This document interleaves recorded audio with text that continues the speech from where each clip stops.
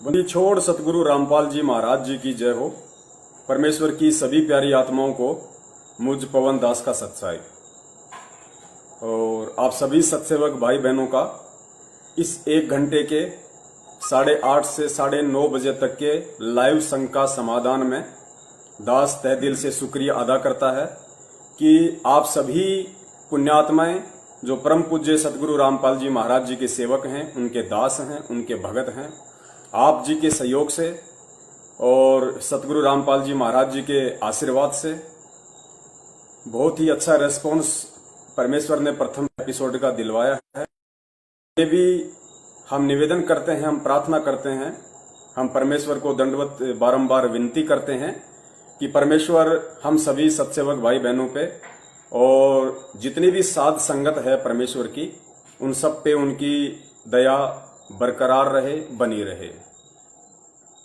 पुण्यात्माओं, live संघ का समाधान के अंतर्गत परमेश्वर की सैकड़ों और हजारों की संख्या में आत्माओं को भरपूर लाभ मिल रहा है।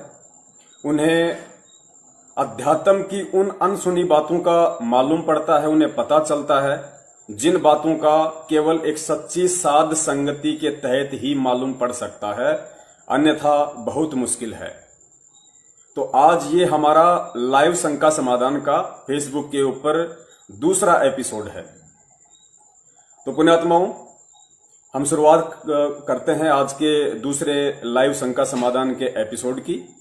और दास के व्हाट्सएप पे एक भगत भाई का मैसेज आया और भगत भाई ने अपनी शंका जाहिर की कि भगत जी, हमें एक शंका है क्योंकि हम बरवाला कांड 2014 के बाद परम पूज्य सतगुरु रामपाल जी महाराज जी से हम जुड़े हैं। हमें नहीं पता था भगत जी कि जितने भी नामदान केंद्र खोल रखे हैं सतलोक आश्रम मैनेजमेंट हरियाणा ने, वो नामदान केंद्र परम पूज्य सतगुरु रामपाल जी महाराज जी के आशीर्वाद से नहीं खुले हुए हैं। मनमुखी रूप से इन लोगों ने नामदान केंद्र खोल रखे हैं। तो भगत जी, मैं आप जी से जानना चाहता हूं, मेरी शंका है। मैंने बहुत सारे भगत भाइयों से पूछा लेकिन मुझे कोई संतोषजनक उसका जवाब नहीं मिला। दास ने उनसे प्रार्थना की कि भगत जी आप अपना सवाल रखिए। तो भगत जी ने कहा कि मेरा सवाल यह है कि मैं जब भी संध्या आरती करता हूं और संध्या आरती के अंत में जब गुरुदेव भगवान का अंग आता है तो एक जगह जाकर मुझे बड़ी शंका उत्पन्न हो जाती है। मेरा मन भयभीत सा हो जाता है कि मैं इस वाणी को मैं कैसे बोलूं या इस वाणी में मैं क्या बोलूं, या जैसी वाणी लिखी गई है मैं वैसा ही बोलूं। फिर भगत जी ने वाणी का जिक्र किया और कहा कि भगत जी, संध्या आरती के अंत में जो गुरुदेव भगवान का अंग है उसमें 2 चौपाइयां आती हैं। लास्ट की 2 चौपाइयां हैं। तो सेकंड लास्ट की जो चौपाई है उस चौपाई में लिखा है कि तुम्हें कहां ढूंढ के लाऊं, मैं तड़प तड़प रह जाऊं, आप गए अमर स्थान, दई छोड़ तड़पती दासी। और उसके उपरांत भगत जी ने बताया कि भगत जी, फिर सबके अंत में जो चौपाई है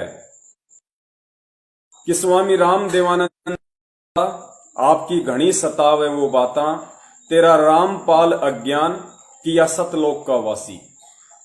तो भगत जी ने कहा कि मैंने जिस महापुरुष से नाम दीक्षा ली है और जब मैंने उस महापुरुष के सत्संगों को गहनता से सुनना शुरू किया तो मेरी अंतरात्मा से एक आवाज आई। मैंने अनुभव किया कि मेरे परम पूज्य सतगुरु रामपाल जी महाराज जी के अलावा इस दुनिया में कोई भी यदि इस दुनिया में कोई ज्ञानी है, कोई महाज्ञानी है, कोई तत्व ज्ञानी है, तो सिर्फ और सिर्फ मेरे परम पूज्य सतगुरुदेव जी यानी कि पूर्ण ब्रह्म परमेश्वर सतगुरु रामपाल जी महाराज जी ही हैं। तो भगत जी, संध्या आरती की उस चौपाई में मुझे बड़ी दिक्कत होती है। मैं बड़ी असमंजस की स्थिति में पड़ जाता हूं कि इस वाणी को मैं कैसे बोलूं। तो दास ने कहा कि भगत जी, परमेश्वर की दया से आज रात को 8:30 से 9:30 बजे जब परमेश्वर दास को फेसबुक पर लाइव लेके आएंगे तो आज आप जी की ही शंका का परमेश्वर उनके तत्व ज्ञान आधार से और सह सबूत जो है इस शंका का समाधान परमेश्वर करवाएंगे।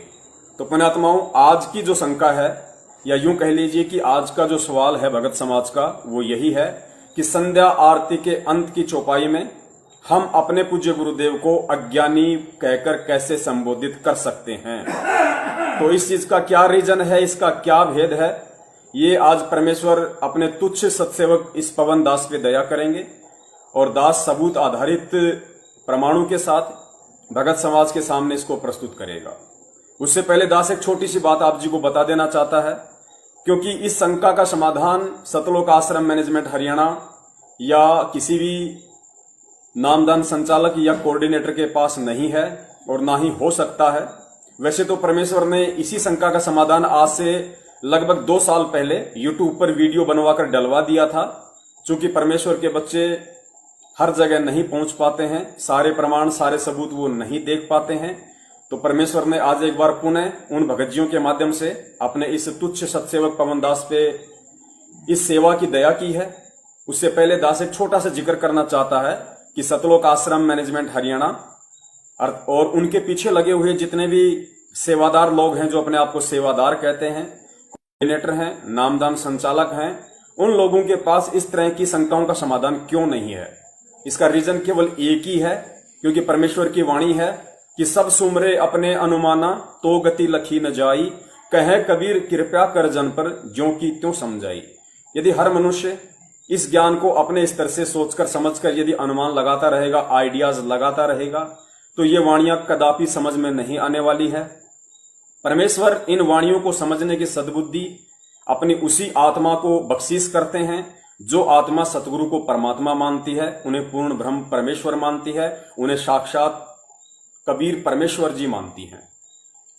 तो सतलोक आश्रम मैनेजमेंट हरियाणा और परम पूज्य सतगुरु रामपाल जी महाराज जी के परिवार वालों ने, उनके भाई बंधुओं ने, काल लोक में जो उनकी पत्नी है, उनके बच्चे हैं, रिश्तेदार हैं, उन लोगों ने कभी भी उनको परमात्मा की दृष्टि से नहीं देखा।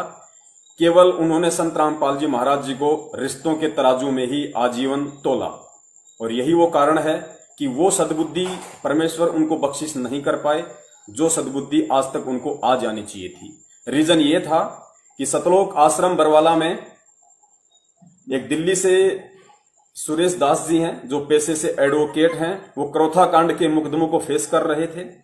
लेकिन सतलोक आश्रम मैनेजमेंट बरवाला सुरेश दास जी को बहुत ही कम सहयोग करता था, डॉक्यूमेंट्री या फाइनेंशियली या कोई भी रीजन हो, वो उन्होंने ही बताया।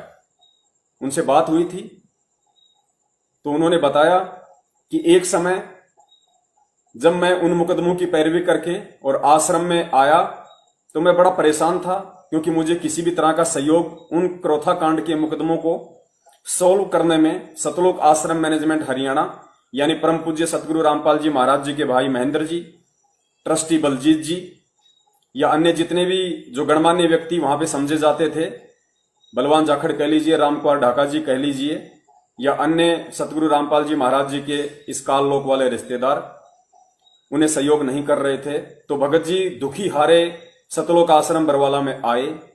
उस समय परम पूज्य सतगुरु रामपाल जी महाराज जी डी गेट के अंदर जो हॉल है बहुत बड़ा सा, वहां पे उन्हीं व्यक्तियों के साथ बैठे हुए थे जिन व्यक्तियों का दास ने अभी अभी जिक्र किया है। यानी जिस समय सुरेश जी जो एडवोकेट थे वो सतलोक आश्रम बरवाला में एंटर हुए, सतगुरुदेव जी के पास में गए, तो उन्होंने देखा कि परम पूज्य सतगुरु रामपाल जी महाराज जी अपने छोटे भाई महेंद्र, ट्रस्टी बलजीत और रामनिवास छावला जो कि नजफगढ़ दिल्ली से हैं, रिटायरमेंट फौजी, अन्य 2-3 व्यक्ति और थे जो सतलोक आश्रम मैनेजमेंट बरवाला की कमान को संभालते थे। और उस सतलोक आश्रम बरवाला का जो मैनेजमेंट था उसके मुखिया थे, और उन्हीं व्यक्तियों से सुरेश दास जी दुखी थे। तो सतगुरुदेव जी चेयर पर बैठे हुए थे और बाकी जो व्यक्ति जिनका दास ने नाम गिनाया है वो सभी इर्द गिर्द ही बैठे हुए थे। सुरेश दास जी ने जाते ही परम पूज्य गुरुदेव को दंडवत प्रणाम किया और दुखी मन से परमेश्वर के चरणों में बैठकर कहा कि हे गुरुदेव, ये जितने भी व्यक्ति हैं जो यहां बैठे हुए हैं ये आपको परमात्मा नहीं मानते। उन्होंने दुखी होकर अपने मन की व्यथा सतगुरुदेव जी के सामने प्रकट की कि हे गुरुदेव, ये जितने भी व्यक्ति जो यहां बैठे हुए हैं ये आपको परमात्मा नहीं मानते। पुण्यात्माओं, आगे परम पूज्य गुरुदेव जी ने क्या शब्द उच्चारित किए आप उन्हें गहनता से समझने की कोशिश करें। परम पूज्य गुरुदेव जी ने कहा मालिक चेयर से अपने घुटनों पर हाथ रखते हुए खड़े हुए और दुखी मन से, जिस दुखी मन से सुरेश दास जी ने सवाल किया था, उसी दुखी मन से परम पूज्य गुरुदेव ने घुटनों पे हाथ रखकर खड़े होते हुए दुखी मन से कहा कि बेटा, आप तो परमात्मा मानने की बात कह रहे हो, ये लोग तो मुझे गुरु भी नहीं मानते। गुरुदेव ने कहा कि बेटा, आप तो परमात्मा की बात कर रहे हो, ये लोग तो मुझे गुरु भी नहीं मानते। तो पुण्यात्माओं, इसी बात से आइडिया लगाया जा सकता है, इसी बात से हम विचार कर सकते हैं कि हरियाणा में जो कहावत है कि घर का जोगी जोगना और बाहर का जोगी सिद्ध, यानी जो घर का साधु संत होता है या जो घर का जो गणमान्य व्यक्ति होता है, वो बाहर वालों की तुलना में, उन परिवार वालों की नजरों में बहुत ही छोटी दृष्टि में होता है। एक और कहावत है जो हम सभी जानते हैं कि दीपक तले सदैव अंधेरा ही रहता है, दीपक तले अंधेरा ही रहता है। तो पुण्यात्माओं, वो परम पूज्य परमेश्वर सतगुरु रामपाल जी महाराज जी, जो सारी सृष्टि का रचयिता है, सारी सृष्टि का नायक है, सारे ब्रह्मांडों का उत्पत्ति करता है, सृजनहार है, वो परमेश्वर जिस कुल में, जिस परिवार में एक लीलामय जीवन के लिए 8 सितंबर 1951 के दिन एक दीपक बनकर प्रकट हुए, उस दीपक ने अपने तत्व ज्ञान आधार से हिंदुस्तान सहित पूरी दुनिया में रोशनी की लगातार कर रहे हैं और आने वाले समय में इसी रोशनी से पूरा विश्व जगमगाएगा, जगमगाहट होगी। बाकी सभी रोशनियां, जितने भी साधु संत हैं, महात्मा हैं, डेरे वाले हैं, वो सभी फीके पड़ने वाले हैं। तो दास का कहने का मतलब है कि जो दीपक बनकर वो परमेश्वर 8 सितंबर 1951 के दिन जिस कुल में, जिस परिवार में प्रकट हुए, उन लोगों के लिए ये कहावत सिद्ध हो गई कि दीपक तले सदा अंधेरा। यानी सतगुरु रामपाल जी महाराज जी का जो कलयुगी परिवार है वो आज भी अंधेरे में है, पहले भी अंधेरे में ही था और आगे भी, जहां तक दास को परमेश्वर ने जो सद्बुद्धि बख्शी है, अंधेरे में ही रहेंगे। पुण्यात्माओं, एक तरफ तो उन आत्माओं का ये अहोभाग्य है, बहुत बड़ा सौभाग्य है कि परमेश्वर जो साक्षात सारी सृष्टि का रचनहार है, वो उन आत्माओं के संपर्क में रहे, बचपन से संपर्क में रहे। और दूसरी तरफ उन्हीं आत्माओं का अहोभाग्य ना होकर दुर्भाग्य है कि वो आत्मा उस परमेश्वर को पहचान नहीं पाई, क्योंकि घर का जोगी जोगना और बाहर का जोगी सिद्ध, ये कहावत यूं ही नहीं कही गई। इस कहावत को चरितार्थ करने में लोगों ने सैकड़ों, हजारों, लाखों की संख्या में एग्जाम्पल अपनी आंखों से देखे हैं। उसके बाद समाज में यह कहावत प्रचलित हुई है कि घर का जोगी जोगना, बाहर का जोगी सिद्ध और दीपक तले सदैव अंधेरा ही रहता है। तो पुण्यात्माओं, अब हम उस भाई की शंका का पूर्ण परमेश्वर सतगुरु रामपाल जी महाराज जी के तत्व ज्ञान आधार से समाधान करने की एक छोटी सी कोशिश करते हैं। परम पूज्य गुरुदेव मुझ नीच को सद्बुद्धि दे, मुझ नीच को ये समझाने की अपने भगत भाइयों को सद्बुद्धि प्रदान करे। तो पुण्यात्मा, वाणी दास आपको एक बार सुना देता है कि कौन सी वाणी के विषय में भगत जी ने कहा कि जब ये दो वाणियां मेरे कानों में गूंजती हैं तो एक शंका सी उत्पन्न हो जाती है। शंका का मतलब उन्हें समझ में नहीं आता कि इन वाणियों के समय मैं क्या करूं, मुझे क्या बोलना चाहिए या फिर ऐसे ही मुझे बोलना चाहिए। तो प्रथम वाणी जो भगत जी ने बताई थी, प्रथम वाणी ये वाली थी। तुम्हें कहाँ ढूंढ कर लाऊं, मैं तड़प तड़प रह जाऊं। तुम्हें कहाँ ढूंढ कर लाऊं, मैं तड़प तड़प रह जाऊं। अब गए अमर अस्थान, अस्थान दई छोड़ तड़पती दासी। अब गए अमर अस्थान, अस्थान दई छोड़ तड़पती दासी। मेरे भगवान, भगवान दियो काट काड़ की बात। सत साहेब, तो पुण्यात्माओं, पूर्ण परमेश्वर बंदी छोड़ सदगुरु रामपाल जी महाराज जी ने अनेकों युगों में विभिन्न देश काल और परिस्थितियों के अनुसार इस पृथ्वी पे प्रकट होकर अपना ज्ञान प्रचार किया है, अपनी वाणियों का फैलाव किया है। और परमेश्वर कहते हैं कि 33 अरब ज्ञान हम भाग्या, पर मूर्ख जीव को मर्म नहीं लागया। यानी हमने 33 अरब ज्ञान इस पृथ्वी पे आकर दिया। कोई भाई ये ना समझे कि जब पूर्ण परमेश्वर कबीर साहब जी 650 साल पहले काशी में प्रकट हुए थे, 120 वर्ष तक उन्होंने एक लीला में जीवन जिया था। उन 120 वर्ष के जीवन में ही उन्होंने 33 अरब वाणियां बोली होंगी, बाकी होंगी नहीं। यहां परमेश्वर जी का जो कहने का आशय है वो ये है कि परमेश्वर जब भी, जिस भी युग में, जिस भी समय, एक लीला तो परमेश्वर सीधी सीधी कमल के फूल पर प्रकट होने की करते हैं हर युग में, क्योंकि वेदों में जो परमेश्वर की महिमा लिखी हुई है कि वो परमेश्वर मां के गर्भ से उत्पन्न नहीं होता है। वो एक तालाब में, एक सरोवर में, एक विकसित कमल के फूल पर प्रकट होता है शिशु रूप में। एक निसंतान दंपत्ति उनको उठा ले जाते हैं और अपने बच्चे की तरह उनकी परवरिश करते हैं।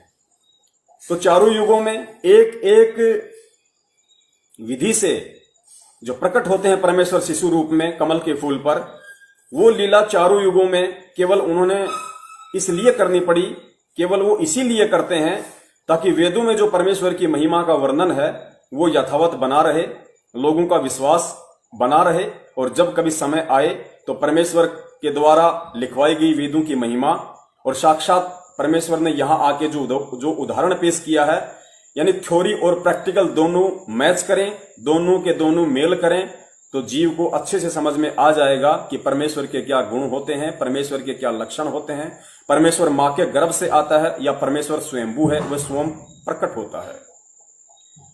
तो परमेश्वर की एक अन्य वाणी है कि साहिब से सतगुरु भय और सतगुरु से भय साध, ये तीनों गति एक है। मालिक की वाणी है कि साहिब से सतगुरु भय और सतगुरु से भय साध, ये तीनों गति एक है, गति कुछ अगम अगाध, ऐसी कुछ वाणी है परमेश्वर की। ये तीनों अंग एक हैं, गति कुछ अगम अगाध। यानी वो परमेश्वर जो सारी सृष्टि का रचनहार है, जो कबीर परमेश्वर है, जो अपने निज लोक शतलोक में रहता है, वो परमेश्वर स्वयं साहिब रूप है। साहिब यानी परमात्मा, सुप्रीम। तो साहिब से सतगुरु है, साहिब रूप से वो परमात्मा जो उनका तेज पुंज का रूप है, शब्द रूप है, उस रूप को परमात्मा हल्का करते हुए इस पृथ्वी पे आते हैं, सतगुरु का रूप धारण करते हैं। साहिब से सतगुरु भय, फिर वो परमेश्वर सतगुरु रूप में ही एक सुयोग्य शिष्य की, एक भगत की, एक परम भगत की भूमिका भी करते हैं। क्यों करते हैं? क्योंकि जब उस परमेश्वर के जो शिष्य होंगे वो उस परमेश्वर को देख के और अपना आध्यात्मिक जीवन निर्वाह करें, अपने आध्यात्मिक जीवन पे हमें कैसे चलना है, हमें अपने गुरुदेव के प्रति क्या भाव रखने हैं, क्या भाव हमें प्रकट करने होते हैं, वो शिक्षा देने के लिए वो साहिब सतगुरु की भूमिका करता है। और सतगुरु की भूमिका में वो एक अच्छी आत्मा को अपना मुंह बोला सतगुरु धारण करके, गुरु धारण करके फिर एक उदाहरण पेश करता है कि एक भगत को अपने गुरुदेव के प्रति कैसा व्यवहार करना चाहिए, कैसा उसका आचार विचार होना चाहिए, अपने गुरुदेव के प्रति भगत की कैसी सोच होनी चाहिए, गुरुदेव के प्रति भगत की कितनी श्रद्धा होनी चाहिए, अपने गुरुदेव में कितनी आस्था होनी चाहिए। तो पुण्यात्माओं, ये जो वाणी आप जी ने अभी सुनी परम पूज्य गुरुदेव के मुख कमल से कि तुम्हें कहां ढूंढ के लाऊं, मैं तड़प तड़प रह जाऊं, आप गए अमर स्थान दई छोड़ तड़पती दासी। तो पुण्यात्माओं, परम पूज्य गुरुदेव सतगुरु रामपाल जी महाराज जी ने 17 फरवरी 1988 के दिन ठीक उसी तरह एक लीला की, जैसे कि 650 साल पहले काशी में स्वामी रामानंद जी को कबीर साहिब जी ने अपना मुंह बोला गुरु बनाया था दीन दुनिया की नजरों में, दृष्टि में। ठीक उसी तरह 17 फरवरी 1988 को उस पूर्ण ब्रह्म परमेश्वर कबीर साहिब जी ने, जो कि आज 8 सितंबर 1951 के दिन भारत की पवित्र भूमि पर गांव धनाना जिला सोनीपत हरियाणा में प्रकट हुए थे, एक लीला में जीवन उन्होंने जिया। और 17 फरवरी 1988 को आदरणीय गरीबदास जी महाराज जी के 12वें पंथ में प्रवेश करते हुए उन्होंने स्वामी रामदेवानंद जी महाराज जी को, जो कि एक बहुत ही अच्छी आत्मा थी, उनको अपना मुंह बोला गुरु धारण किया, क्योंकि परमेश्वर ने एक सतगुरु की भूमिका करके आगे जो पिछली पीढ़ी की आत्माएं हैं उनको मोक्ष प्रदान करवाना था। तो गुरुदेव ने उससे पहले एक शिष्य की भूमिका निभाना भी अति आवश्यक था, तो उन्होंने उस शिष्य की भूमिका निभाई। और उस शिष्य की भूमिका के अंतर्गत जब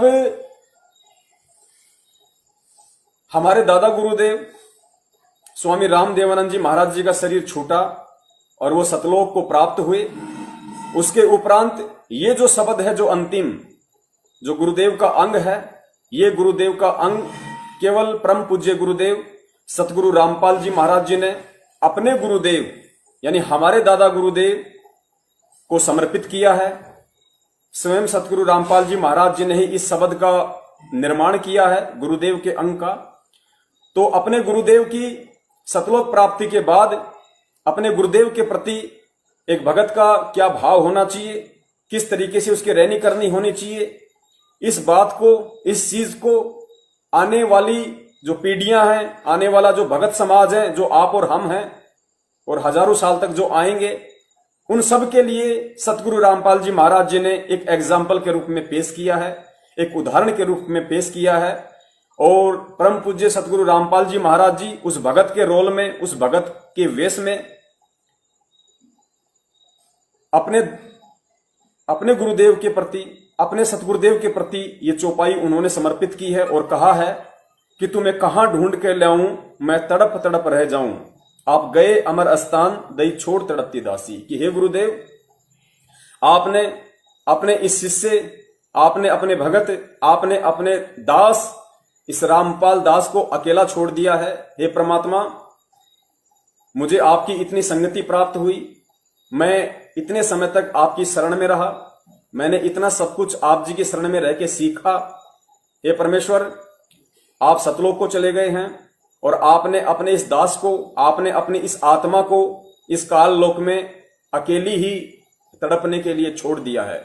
यानी गुरुदेव कह रहे हैं कि हे परमेश्वर, हे मेरे गुरुदेव, आपके सतलोक जाने के बाद ये आत्मा बेचैन है, ये आत्मा हमेशा आपके दीदार के लिए, आपके दर्शनों के लिए, आपके उन अनमोल वचनों को याद कर करके ये आत्मा आपके दर्शनों के लिए, आपके प्यार में, आपके वियोग में तड़पती रहती है।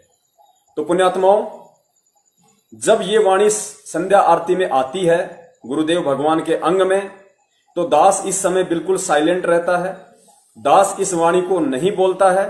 क्यों नहीं बोलता है?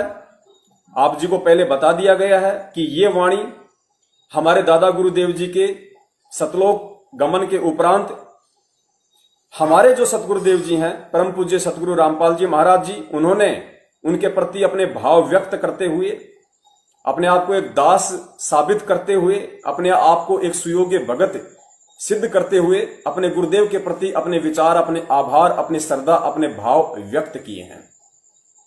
हमें क्यों नहीं बोलनी?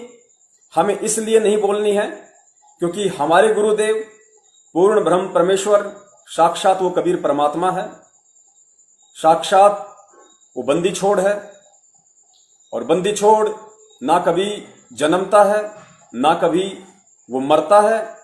और आज साक्षात वो परमात्मा हमारे सतगुरु के रूप में, हमारे गुरु के रूप में इसी पृथ्वी पे प्रकट है, हमारी नजरों के सामने है, इस धरातल पे वे आज प्रत्यक्ष हैं। तो हम ये नहीं कह सकते कि तुम्हें कहां ढूंढ के लाऊं, मैं तड़प तड़प रह जाऊं, आप गए अमर स्थान, दई छोड़ तड़पती दासी। पुण्यात्माओं, जो गुरु हमें मिला है, जो सतगुरु हमें मिला है, वो अविनाशी है, स्वयंभू है, अजरो अमर है। वो किसी भी देश काल परिस्थिति में ना मरता है, ना जन्म लेता है, उसकी अपनी मौज होती है, वो क्या विधि अपनाए, कौन सी वो लीला करे, क्या लीला वो दिखाए। तो ये वाणी हम यूज यहां नहीं कर सकते क्योंकि हमारे गुरुदेव हमारी आंखों के समक्ष हैं, हमारे सामने हैं, और हम तो उनसे बारंबार यही विनती करेंगे, हम उनसे बारंबार यही दंडवत प्रार्थना करेंगे कि हे गुरुदेव, आप जी ने एक सुयोग्य शिष्य की भूमिका करते हुए और अपने गुरुदेव के प्रति जो आभार व्यक्त किया है, हे परमेश्वर, हमें वो मौका ना मिले। हे गुरुदेव, आपके इस शरीर में रहते सहते हम नीचों का शरीर छूट जाए, हम नीचों को सतलोक की प्राप्ति हो जाए। हमें परमात्मा आप जी ऐसा सौभाग्य प्रदान करना, ताकि हमें ये वाणी या फिर इस तरह की कोई भी वाणी बोलने का मौका ही ना मिले। पुण्यात्माओं, इसके बाद में जो दूसरी वाणी है, जो भगत जी ने जिसका जिक्र किया कि भगत जी इसके अलावा जो दूसरी वाणी है, उस वाणी को बोलते समय मैं बिल्कुल चुप हो जाता हूं, मुझे समझ में नहीं आता कि मैं क्या करूं। वाणी आप जी को एक बार सुना देते हैं। स्वामी राम देवानंद दाता, आपकी गणी सतावे वो बाता। स्वामी राम देवानंद दाता, आपकी गणी सतावे वो बाता। तेरा राम पाल है ज्ञान, है ज्ञान किया सतलोक का वासी। तेरा राम पाल है ज्ञान, है ज्ञान किया सतलोक का वासी। मेरे गुरुदेव भगवान, भगवान दियो काट काट की पास। सत्साई पुण्यात्माओं, दूसरी चौपाई ये थी जो अभी आप जी ने सुनी कि स्वामी राम देवानंद जी दाता, आपकी घनी सतावे वो बाता। तेरा राम पाल अज्ञान किया सतलोक का वासी।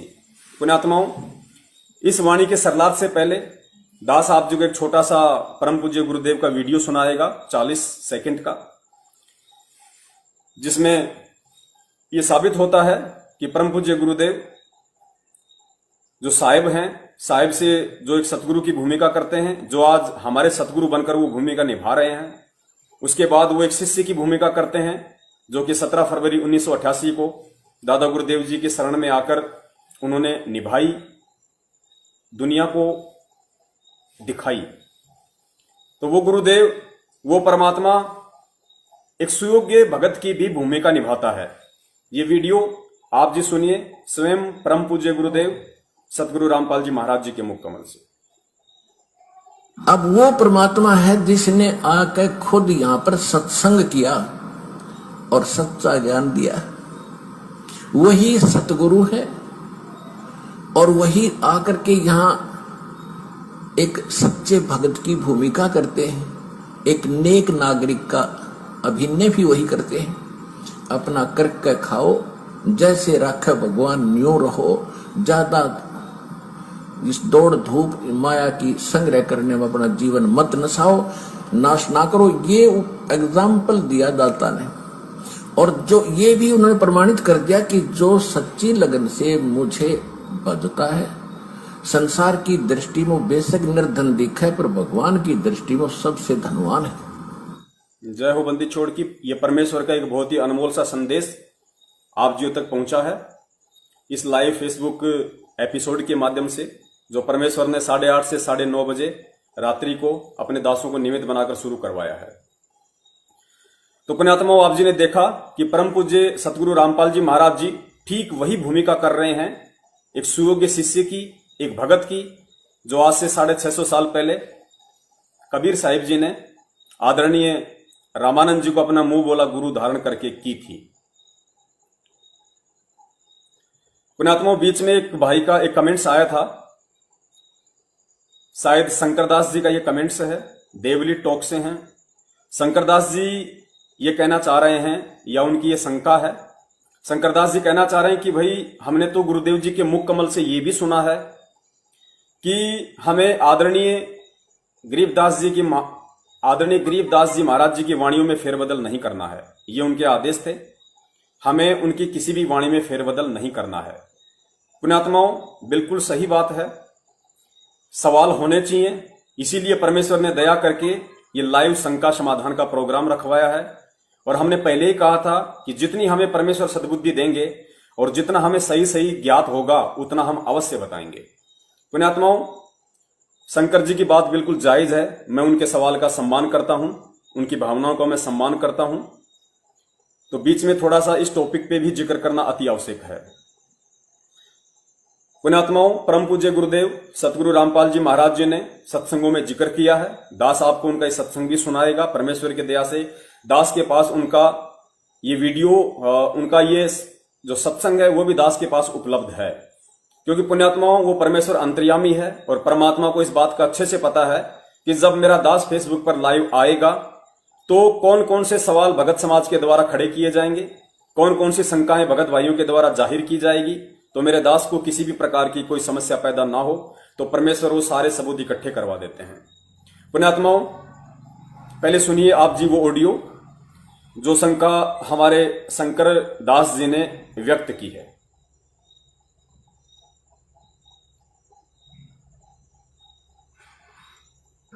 और फिर गरीबदास नाम से बर्मा पंथा होगा, ये मेरे नाम से।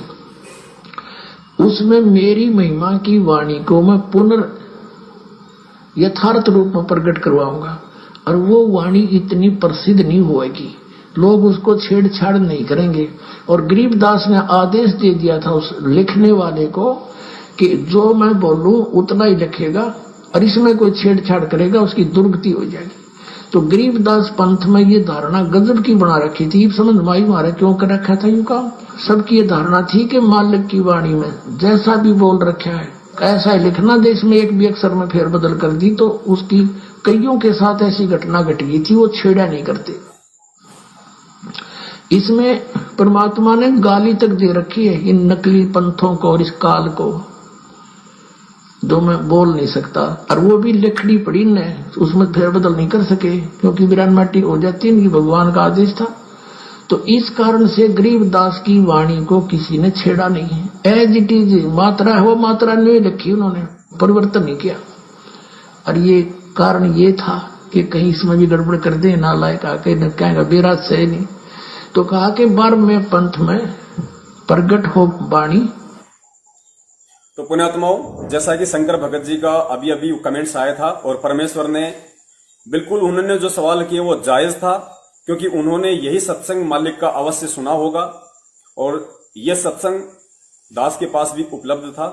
दास को भी इस बात का अच्छे से पता था कि हो सकता है संगत में से मेरा कोई भाई या बहन ये शंका व्यक्त कर सकता है। तो पुण्यात्माओं, बात बिल्कुल जायज है। आदरणीय गरीबदास जी महाराज जी का यह सख्त आदेश था, या यूं कह लीजिए कि आज से 300 वर्ष पहले सतगुरु रामपाल जी महाराज जी का सख्त आदेश था, क्योंकि आदरणीय गरीबदास जी महाराज जी के रूप में स्वयं संत रामपाल जी महाराज जी ही प्रकट थे, या यूं कह लीजिए कि वो कबीर परमेश्वर ही प्रकट थे। क्योंकि चाहे आप कबीर परमेश्वर कहिए, चाहे बंदी छोड़ गरीबदास जी महाराज कहिए, या चाहे आज वर्तमान में सतगुरु रामपाल जी महाराज जी कहिए, ये तीनों शक्ति, ये तीनों पावर एक ही हैं।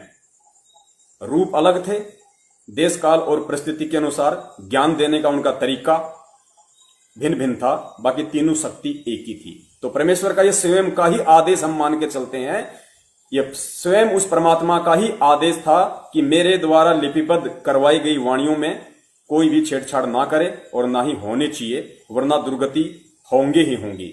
और आदरणीय गरीबदास जी महाराज जी के पंथ में सतगुरुदेव जी ने बताया, नाम मुझे ध्यान नहीं आ रहा, लालदास जी था या कोई और था या कोई भगत था, उन्होंने कुछ छेड़खानी की थी, तो गुरुदेव ने बताया कि उसको अधरंग मार गया था। उसके बाद में सभी के अंदर ये भय उत्पन्न हो गया कि जैसी वाणी है गरीबदास जी महाराज जी की वैसी ही लिखनी है, मात्रा में भी हेरफेर नहीं।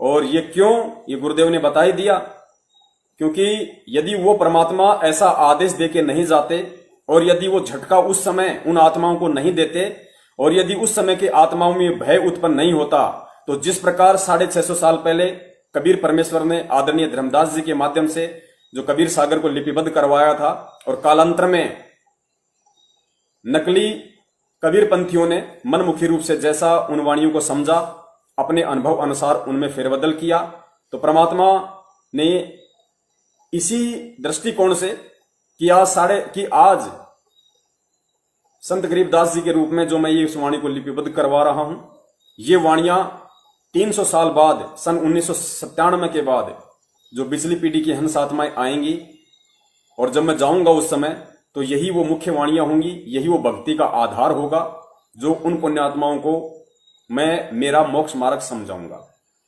तो इस दृष्टिकोण से, ताकि इसमें कोई फेरबदल ना हो, बिल्कुल सही बात है। पुण्यात्माओं, जिस भगत भाई ने संध्या आरती की लास्ट की 2 चौपाइयों में शंका व्यक्त की है और दास सतगुरुदेव जी की दी हुई बुद्धि से जो समाधान उसका करने जा रहा है, उसमें कोई फेरबदल नहीं है, किसी भी प्रकार की फेरबदल नहीं है। आप जी निसंकोच रहिए। दास पिछले लगभग 4 वर्षों से इन्हीं वाणियों का उच्चारण कर रहा है जो आप जी के समक्ष अब रखने जा रहा है। इसका सबूत आप जी को दिया जाएगा, क्योंकि परमेश्वर कहते हैं शंका सूल बबूल हैं। यदि जब तक भगत की शंकाओं का समाधान नहीं होगा तो कांटे की तरह चुभती रहेगी, आत्मा में वो बात सटीक, वो एग्जाम्पल फिट नहीं बैठेगा। पुण्यात्माओं, आदेश केवल आदरणीय गरीबदास जी महाराज जी की वाणियों में फेरबदल ना करने का है। जहां तक गरीबदास जी महाराज जी की वाणियां हैं, लिपिबद्ध हैं, उन वाणियों में छेड़खानी ना करने का आदेश है। तो पुण्यात्माओं, ये जो गुरुदेव का जो अंग है, ये आदरणीय गरीबदास जी महाराज जी के सदग्रंथ से नहीं लिया गया है। ये जो वाणी है गुरुदेव का अंग, ये हमारे परम पूज्य गुरुदेव सतगुरु रामपाल जी महाराज जी ने स्वयं अपने कर कमलों से लिपिबद्ध किया है, लिखा है। इसको आपको इसका प्रमाण देते हैं। और परमेश्वर ने इसको क्यों छोड़ा, आप देखिए। ये संध्या आरती का सरलार्थ जो पवित्र पुस्तक है, सन 2013 में ही इसको परम पूज्य गुरुदेव सतगुरु रामपाल जी महाराज जी के द्वारा सतलोक आश्रम बरवाड़ा में लिपिबद्ध कर दिया गया था, लिख दिया गया था। बस छपवाई नहीं थी।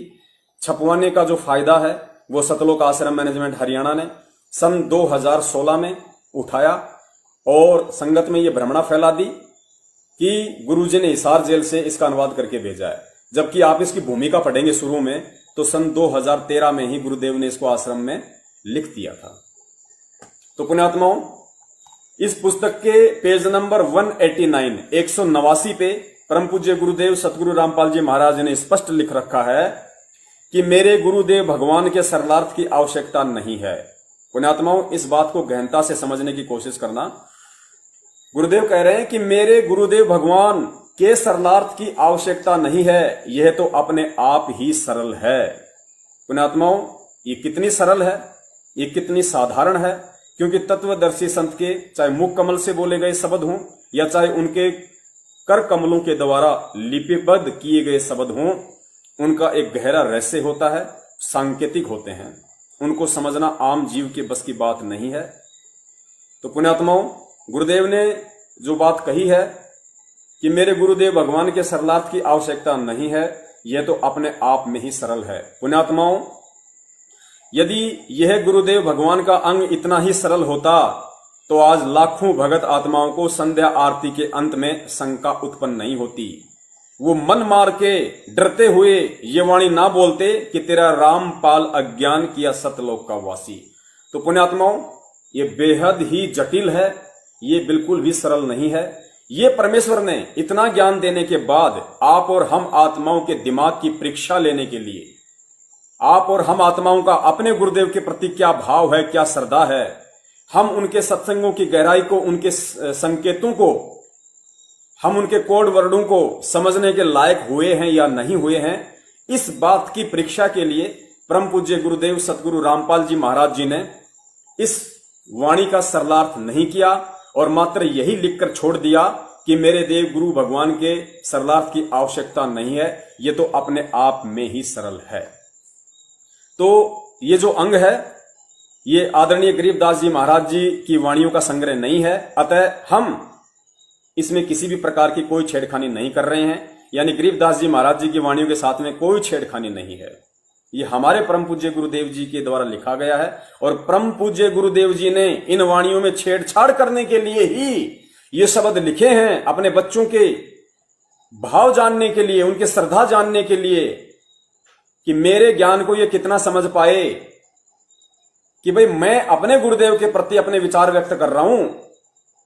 यानी गुरुदेव जी कह रहे हैं कि मैं संत रामपाल दास अपने राम देवानंद जी महाराज जी के लिए श्रद्धावश ये शब्द उच्चारित कर रहा हूं, लेकिन मेरे जो भगत हैं, संत रामपाल जी महाराज जी के जो भगत हैं, वो मेरे प्रति, अपने गुरुदेव के प्रति इस समय जब ये चौपाइयां आएंगी उनके मुख कमल से तो वो क्या करते हैं, वो क्या समझते हैं इस बात से, और किस तरीके से अपने गुरुदेव के प्रति वो भाव व्यक्त करते हैं।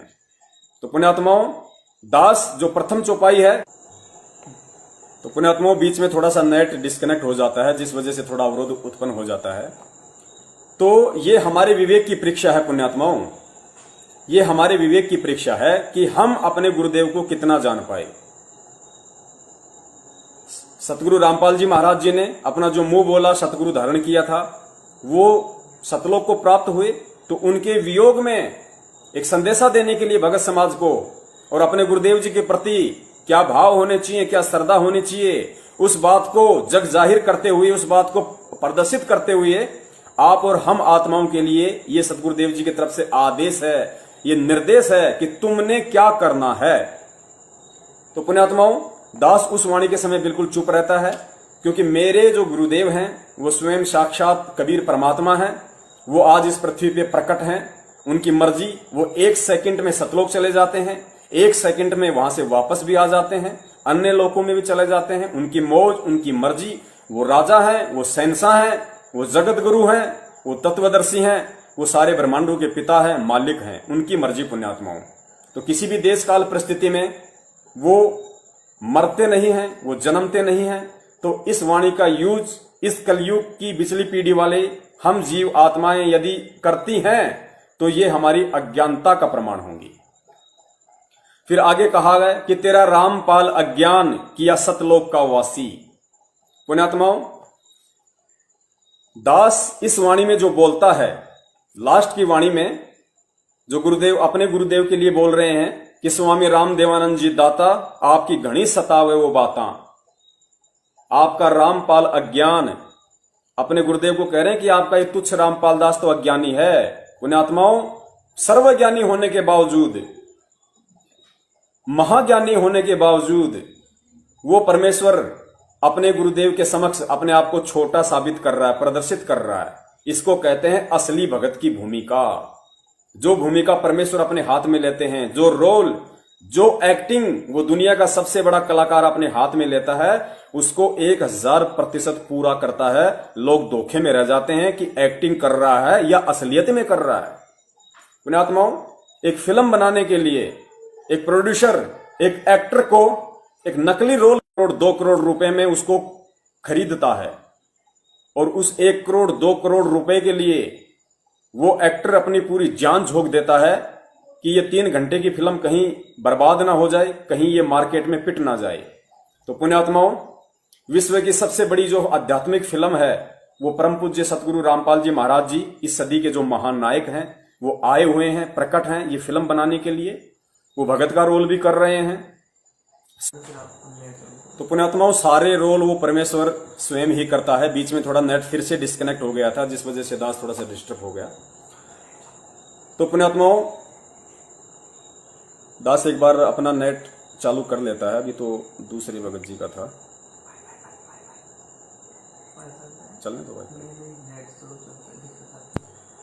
तो पुण्यात्माओं, दास इस वाणी में जो शब्द उच्चारित करता है परमेश्वर के द्वारा दी गई सद्बुद्धि से, ज्ञान आधार से, वो ये उच्चारित करता है कि सतगुरु रामपाल जी दाता। कुछ भी बोल सकते हैं, परमेश्वर को हम किसी भी उच्चतम शब्द से अलंकृत कर सकते हैं। बंदी छोड़ सतगुरु रामपाल जी दाता, स्वामी रामपाल जी दाता, सतगुरु रामपाल जी दाता, पूर्ण परमेश्वर सतगुरु रामपाल जी दाता। हम कोई भी अलंकृत शब्द, उपमात्मक शब्द जो परमेश्वर के लिए यूज किए जाते हैं, जो शुद्ध होते हैं, सर्व शक्ति युक्त होते हैं, हम कोई भी शब्द शुरुआत में उनके लिए यूज कर सकते हैं। तो दास जो यूज करता है वो ये करता है कि सतगुरु रामपाल जी दाता आपकी घनी अमोलक बातां।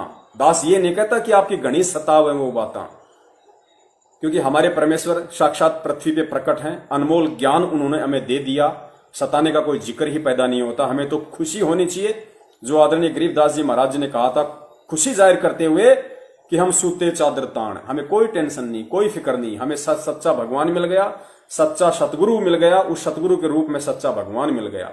तो खुशी जाहिर करते हुए हमें यह कहना है कि सतगुरु रामपाल जी दाता आपकी घनी अमोलक बातां, अमोलक हे परमात्मा, आपकी इन वाणियों का कोई मोल नहीं है, इनका कोई मूल्य नहीं लगाया जा सकता। ये अनमोल वाणियां अमोलक हैं। सतगुरु रामपाल जी दाता, आपकी घनी अमोलक बातां, आपका पवन दास अज्ञान, करना सतलोक का वासी। आपका पवन दास अज्ञान, आप जी जो भी भाई बहन है अपना स्वयं का नाम यूज कीजिए और फिर कहिए कि करना सतलोक का वासी या करियो सतलोक का वासी, कि हे परमेश्वर, हे बंदी छोड़ सतगुरु रामपाल जी महाराज जी, आपका ज्ञान, आपकी वाणियां इस दुनिया में अनमोल है, अमोलक हैं। उनको कोई काट नहीं सकता, उनको कोई मिटा नहीं सकता, उनसे ऊपर बढ़कर कोई ज्ञान नहीं दे सकता। आप शुद्ध स्वरूप हो हे परमेश्वर, आप सर्वशक्तिमान हो हे परमेश्वर। ये आपका छोटा सा 2 कौड़ी का जीव पवन दास आप जी से विनती करता है, ये महाअज्ञानी पवन दास आप जी के चरणों में बारंबार विनती करता है कि हे परमेश्वर, इस दास को भी सतलोक भेजने की दया करना।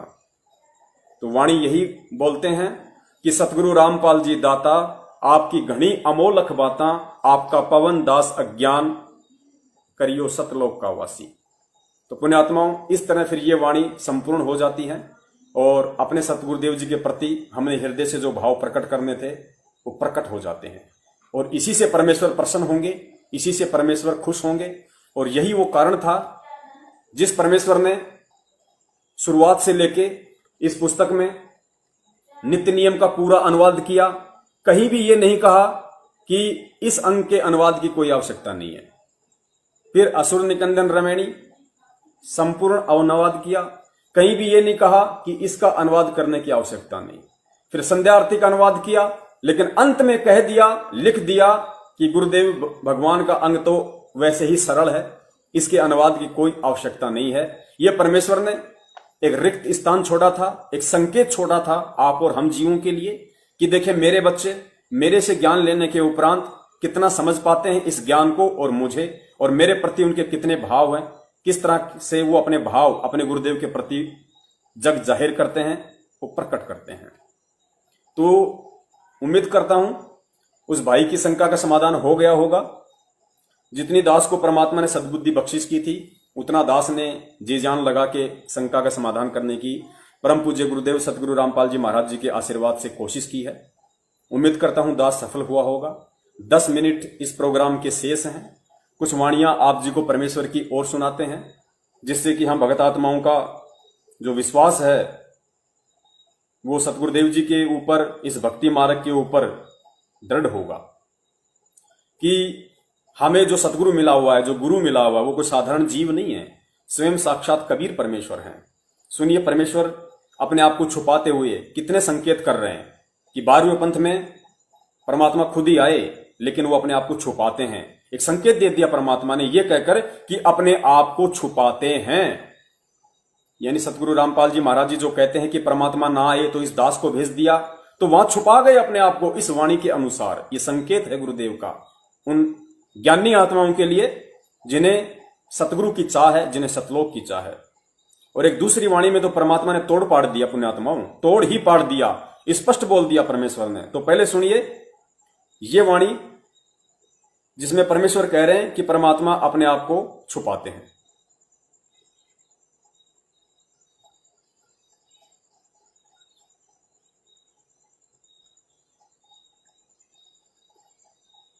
बोलो सतगुरुदेव की जय हो। कबीर ये माया अटपटी सब गट आन अड़ी, और किस किस न समझाऊं या कुआ भांग पड़ी। तो यहाँ हम सभी एक का कुएं का भांग पिए फिर रहे। वो परमात्मा आता है, हम उसके भी जूते मारते हैं, उसको बुरा कहते हैं, एक नकलियों का स्वीकार करें बैठे हैं तो आसपास भी नहीं भगवान कहिए। अब कहने का दास का तात्पर्य है कि इस दास के स्थान पर ये सोच लो परमात्मा बैठे हैं, और फिर हम कैसे व्यवहार करेंगे उस एक का कुएं का भांग। पुण्यात्माओं ध्यान से सुनना, क्या शब्द उस सारी सृष्टि के रचनहार कबीर परमेश्वर के द्वारा उच्चारित किए जा रहे हैं। गुरुदेव कह रहे हैं कि ये सोच लो कि इस दास के स्थान पे, इस रामपाल दास के स्थान पे वो कबीर परमात्मा बैठा है। हमें आदेश दिया जा रहा है गुरुदेव के द्वारा कि ये सोच लो कि इस रामपाल दास के स्थान पर कबीर परमात्मा बैठा है। तो हमें मानना पड़ेगा कि सामने संत रामपाल जी नहीं बल्कि कबीर परमेश्वर जी बैठे हैं। तो हमें ये हृदय से मानना पड़ेगा। और फिर गुरुदेव कह रहे हैं कि उसी के अनुसार फिर रहनी करनी करो। एक बार दोबारा सुनो पुण्यात्माओं। अरे वो परमात्मा आता है, हम उसका भी जूते मारते हैं, उसको बुरा कहते हैं, एक नकलियों का स्वीकार करें बैठे हैं तो आसपास भी नहीं भगवान कहिए। अब कहने का दास का तात्पर्य है कि इस दास के स्थान पर ये सोच लो परमात्मा बैठे हैं, और फिर हम कैसे व्यवहार करेंगे उस भगवान से जिसके लिए हम तड़प रहे हैं। ऋषियों ने शरीर गाल दिए।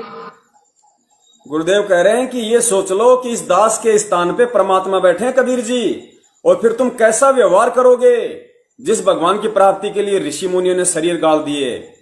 तो पुण्यात्माओं, ये संकेत है उन आत्माओं के लिए जो 8 सितंबर 2020 को उनका जन्मदिन मनाकर बहुत बड़ी महाभूल कर चुकी हैं, अपने आध्यात्मिक जीवन की सबसे बड़ी गलती कर चुकी हैं इतना ज्ञान लेने के बाद। परमेश्वर कह रहे हैं कि ये सोच लो कि इस दास के स्थान पे कबीर परमात्मा बैठे हैं, फिर तुम्हारी कैसी रहनी करनी होगी। अरे जिन पुण्य आत्माओं ने हृदय से ये मान लिया, गुरुदेव के इस सत्संग को आदेश बनाकर, उनके मुख कमल से उच्चारित वाणी को उनका आदेश मानकर कि ये मान लो कि इस दास के स्थान पे परमात्मा बैठा है, फिर कैसा व्यवहार करोगे। पुण्यात्माओं, जिस आत्मा ने ये मान लिया कि मेरे गुरुदेव के स्थान पे कबीर परमात्मा बैठा है, तो पुण्यात्माओं, कबीर परमात्मा का कभी जन्मदिन नहीं मनाया जाता है। गुरुदेव कह रहे हैं फिर तुम कैसा व्यवहार करोगे। यानी कबीर परमात्मा बैठे हैं गुरुदेव के स्थान पे, तो कैसा व्यवहार करोगे। जन्मदिन मनाओगे या प्रकट दिवस मनाओगे। पुण्यात्माओं, काल भगवान के साथ परमेश्वर का जो वचन था, उस वचन के अनुसार परमात्मा खुलकर नहीं बताएगा कि I am God, I am Kabir, I am the supreme power of the universal. ये नहीं बताएगा वो परमेश्वर कभी भी, लेकिन सत्संगों में संकेत स्पष्ट कर दिए परमेश्वर ने। और जिस आत्मा की इन संकेतों को समझने की भी बुद्धि नहीं खुली, वो आत्मा समझ लो अभी बहुत कच्ची है, सतलोक जाने के लायक नहीं है। उसको कोई भी भ्रमित कर सकता है। और उन आत्माओं को 8 सितंबर 2020 के दिन एक पीला पर्चा निकालकर, उससे पहले उन आत्माओं से उस अविनाशी परमात्मा का, जो सतगुरु रामपाल जी महाराज जी के स्वरूप में स्वयं विद्यमान है, उनका जन्मदिन मनवाकर उनसे आध्यात्मिक जीवन की सबसे बड़ी भूल करवा डाली। संत रामपाल जी महाराज जी का सन 2020 में जन्मदिन मना है। सन 2020 में जन्मदिन मना है, जबकि संत रामपाल जी महाराज जी है कहां। क्या कोई बताएगा कि संत रामपाल जी महाराज जी है कहां? कहां है संत रामपाल जी महाराज, और आपने किनका जन्मदिन मनाया है? अगर संत रामपाल जी महाराज जी होते और यदि आप उनका जन्मदिन मनाते, तो इस दास को कोई ऑब्जेक्शन नहीं होता, कोई पीड़ा नहीं होती, कोई दुख दर्द नहीं होता कि मेरे भाइयों को किस तरह काल भगवान सूक्ष्म चाल के माध्यम से ठग रहा है। संत रामपाल जी महाराज कहां हैं? सुनिए कबीर परमेश्वर जी के मुख कमल से। लोक अनामी जावेगी वहां, कोई ना मिले चौबारे, आत्मा और परमात्मा वहां कोई ना रहते न्यारे। लोक अनामी जावेगी वहां, कोई ना मिले चौबारे, आत्मा और परमात्मा वहां नहीं रहते न्यारे। अब सुनना कि संत रामपाल जी महाराज जी कहां बैठे हैं। कहां है संत रामपाल जी महाराज जी, और आप लोगों ने किनका जन्मदिन मनाया है 2020 में, किनका जन्मदिन मनाकर मां भूल की है। परमेश्वर कह रहे लोक अनामी जावेगी वहां कोन्या मिले चौबारे, आत्मा और परमात्मा वहां कोन्या रहते न्यारे। अब संत रामपाल जी महाराज जी कहां बैठे हैं, अब सुनिएगा। रामपाल प्रीतम प्यारे की आत्मा वह पूर्ण आनंद लेरी, साच कहूं ना झूठ रती भरी, बात मान ले मेरी। पुण्यात्माओं, गुरुदेव कह रहे हैं कि लोक अनामी जावेगी वहां कोन्या मिले चुबारे, आत्मा और परमात्मा वहां कोन्या रहते न्यारे। आप लोगों ने तो जो संत रामपाल जी महाराज जी ने अपने आप को छुपाते हुए दुनिया वालों की नजरों में कि एक बार मुझे रामपाल समझकर, मुझे एक साधारण सा गुरु और संत समझकर मेरी शरण में आ जाएं, भले ही वो कबीर जी को कोई और मान लें, कोई दूसरी शक्ति मान लें, और मुझे कबीर जी का भेजा हुआ एक दूत मान लें, संत मान लें। इस दृष्टिकोण से पेज नंबर 538 गहरी नजर गीता में जो परमेश्वर ने लिखा है कि मुझ रामपाल दास को दिन के 10 बजे कबीर परमात्मा आकर मिले, ये केवल दुनिया वालों की नजरों के लिए परमेश्वर ने लिखा। पुण्यात्माओं, इस ज्ञान क्षेत्र में आ जाने के बाद, उनसे ज्ञान लेने के बाद हमें ये चीजें समझ में आ जानी चाहिए। उन आत्माओं को तो नहीं समझ में आएंगी। ठीक है, तो पुण्यात्माओं, यदि आप मानते हो, यदि उस सीधी सीधी भाषा के अनुसार जो गुरुदेव ने उस पुस्तक में लिखा हुआ कि मुझे कबीर परमात्मा आकर मिले, अर्थात उनका कहने का मतलब है कि मुझे तो उसी समय उस कबीर परमात्मा ने, रामपाल जी को तो उसी समय कबीर परमात्मा ने सतलोक भेज दिया था, उसके बाद उनके रूप में स्वयं विराजमान है। तो उस वाणी के अनुसार, उस शब्द के अनुसार भी आप लोग बहुत बड़ा धोखा खा गए। उस शब्द की यदि आप मानो तो उस शब्द में कहा जा रहा है कि लोक अनामी जावेगी वहां कोन्या मिले चुबारे, आत्मा और परमात्मा वहां कोन्या रहते न्यारे। फिर कहते हैं रामपाल प्रीतम प्यारे की आत्मा वहां पूर्ण आनंद ले रही, साच कहूं ना झूठ रतीबर बात मान ले मेरी। कबीर परमेश्वर कह रहे हैं संत रामपाल जी के स्वरूप में कि रामपाल प्रीतम प्यारे की आत्मा तो उस अनामी लोक में पूर्ण आनंद ले रही, और साच कहूं ना झूठ रतीभर, क्योंकि परमेश्वर सत्य ही कहता है, बात मान ले मेरी। तो पुण्यात्माओं, 1997 में आप लोग मानते हो कि संत रामपाल जी महाराज जी की आत्मा को सतलोक भेज दिया, उसके बाद से स्वयं कबीर परमेश्वर हैं। तो फिर 2020 में तुम्हें यह मालूम होते हुए भी कि 1997 में सतगुरु रामपाल जी महाराज जी को सतलोक भेज दिया गया है, और उनके शरीर में इस 5 तत्व के पुतले में स्वयं वो कबीर परमेश्वर उनके स्वरूप में विद्यमान है। तो पुण्यात्माओं, तुम भाई बहनों ने इतना ज्ञान लेने के बाद सन 2020 में जन्मदिन क्यों मनाया, और तुमने किसका मनाया फिर? क्योंकि संत रामपाल जी महाराज जी तो है ही नहीं, वाणी बोल रही है कि वो तो अनामी लोक में जा चुकी है वो आत्मा। तो आज 2020 में तुमने किनका जन्मदिन मनाया? पुण्यात्माओं, बहुत बड़ा धोखा खा लिया, बहुत बड़ी ठोकर खा चुके हो आप लोग, जिन जिन लोगों ने 8 सितंबर के दिन उनका जन्मदिन मनाया। पुण्यात्माओं, परमेश्वर और क्या कहेगा? अब हनुमान जी की तरह कोई सीना फाड़ के नहीं दिखाएगा कि आई एम कबीर, दर्शन कर लो मैं कबीर हूं, ये नहीं कहेगा, क्योंकि ज्ञान मार्ग का यह समय है। अगर परमात्मा ने यू चमत्कार दिखाकर, अगर इसी तरह अज्ञानतावश परमात्मा ने लेके जाना होता तो 650 साल पहले ही ले जाता परमात्मा। उस समय तो हम इतने विकारी और दुराचारी भी नहीं थे। लेकिन परमेश्वर ने उदाहरण पेश कर दिया कि मुसलमान धर्म के प्रवर्तक हजरत मोहम्मद को मैं बिना ज्ञान समझाए सतलोक लेकर गया था, लेकिन वो नहीं रहा। सतलोक नहीं, मिन्नी सतलोक लेके गए थे उसको परमात्मा। सतलोक तो उसी आत्मा को लेके जाएंगे जो वहां जाने के लायक होगी। परमात्मा ने फिर बताया कि मिनी सतलोक में हजरत मोहम्मद को मैं केवल इसीलिए लेके गया था ताकि पिछली पीढ़ी आत्माओं को यह समझा सकूं कि बिना ज्ञान के यदि कोई सतलोक चला भी जाएगा तो वहां टिक नहीं पाएगा। और हजरत मोहम्मद साहब मिनी सतलोक में टिक नहीं पाए। क्यों? गुरुदेव ने बताया कि उनके यहां पे लाखों की संख्या में अनुयायी हो गए थे, मान बढ़ाई और अहंकार उनके अंदर कूट कूट के भर गया था।